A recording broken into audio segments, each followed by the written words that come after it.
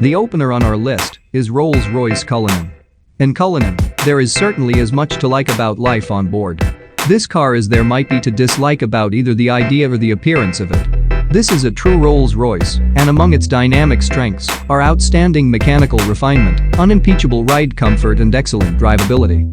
Height adjustable air suspension and BMW-derived four-wheel drive gives the Cullinan all the off-road capability that many owners are likely to require, and while towing capacity is currently capped at 2.6 tons, it's due to increase to a more fulsome 3.5 tons before long. The next on our list is Bentley Mulsanne.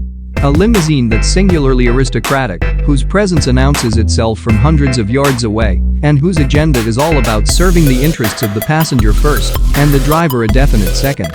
May sound appealing in theory, but if you suspect the reality of ownership of such a car might not appeal quite as much, don't worry, because the super luxury class has something for you too. The Bentley Mulsanne, deliberately more modest and discreet in its appearance than a certain key British limousine rival. The Mulsanne is a top-level luxury four-door that's grand with a small G.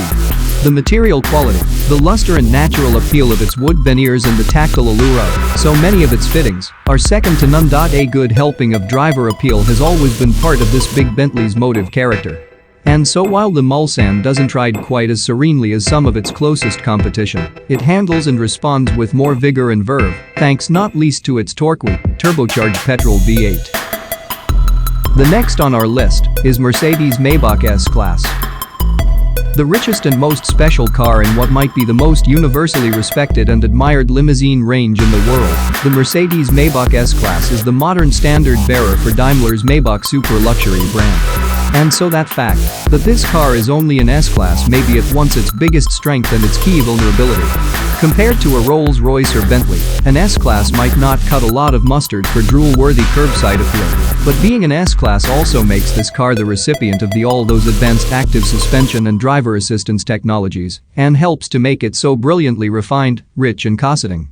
The flagship S650 model 603 bhp twin-turbocharged petrol V12, though the UK will also get the 496 bhp 4.0-litre V8 S580, is barely audible, and its dedication to comfort and good manners is outstanding.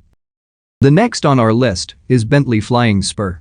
Bentley's four-door Continental Series limousine started off its modern life as the Continental Flying Spur in 2006, only dropping the nomenclative prefix that links it with Cruise's current two-door GT with its biggest model overhaul yet in 2014. But the Flying Spur is now in its third generation, something that's not difficult to detect from the prouder, more muscular design, which borrows heavily from the most recent attractive Continental GT Coupe. Cruise Junior Saloon also benefits dramatically from a new platform, which was co-developed with Porsche and uses four-wheel steering and active anti-roll bars. It also better insulates the fantastically opulent cabin from the road and provides the basis for genuinely good driving dynamics.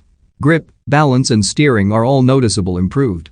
Of course, there is the same calling card 6.0-litre twin-turbo W12, which makes 626 bhp plus bottomless torque and fires the car to 62 miles per hour in comfortably less than 4 seconds and onto a top speed of more than 200 miles per hour. The next on our list is Rolls-Royce Ghost.